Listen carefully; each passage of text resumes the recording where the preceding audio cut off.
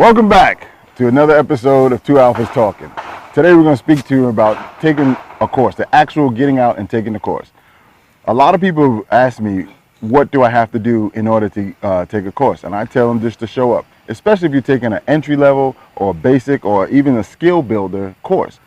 Don't go practicing and get to a certain level that you think you should be at in order to go to take a course. Most instructors who are teaching basic firearms instruction, we're going to go through everything that you need to know anyway. So you don't have to impress anyone when you get there. They're looking for people who have a need to learn. Even if you have a deficiency, say there's something that you're doing and you can't figure it out. That's what instructors are for. That's why you show up to a place and you don't have to go to a range and expend extra energy doing something wrong. Find a quality instructor. That instructor will lead you in the right direction from all of the 7 fundamentals, or some people call them 5, whichever way you want to hear it. Well, get your foundation first. Don't take the concern that, hey, I need to be a certain level in order to take a quality course. No, you can find a course that's a basic firearms instruction course. Take that course and show up just the way you are. Now, when you show up there with an open mind and a positive attitude. You're there to learn, not there to show off, not there to impress the instructor or the other peers around you. You're there to get some good quality training from that instructor.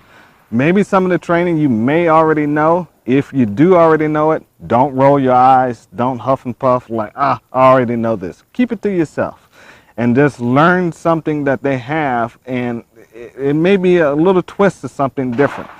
And it's take it away. What's good, you take away what's good from the course and leave all the bad stuff at the course or the stuff you already know. You try to be, just try to, have a good time and have fun. That's the most important thing when you go to these courses, just to have fun. And there's nothing wrong with going to a course in some of these places that's real far out. Let's say if you want to, some places in different states or some places you think you might not feel comfortable at, go there. If they offer classes, and they've been continuing to offer classes for several years, that means the place is pretty good. So you may be really surprised when you get there how open arms they may be towards you. So I wouldn't really worry about too much stuff of that nature. Bringing a friend with you. I go to a lot of training classes by myself, and I really enjoy it. It doesn't matter where it's at. You meet new people. One of the other things too is when you recognize and identify a particular course that you want to take, you can communicate with that instructor to find out what you're going to learn and what that course entails. A lot of these guys are salesmen. It's a business, so they want you to come. So they're going to, they're willing to explain to you what is going to happen, what you will learn, and what you will impart on. When you get to a course, Al had mentioned open-mindedness.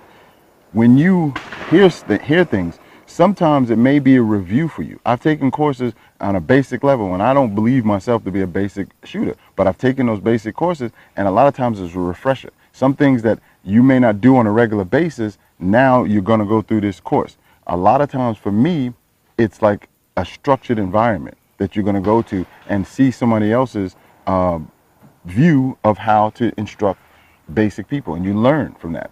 You may have, there's people out there that I've spoken to that want to become instructors, and they say, well, what should I do? You start by learning. You start learning yourself so that it's innate in you, that you can do it at will.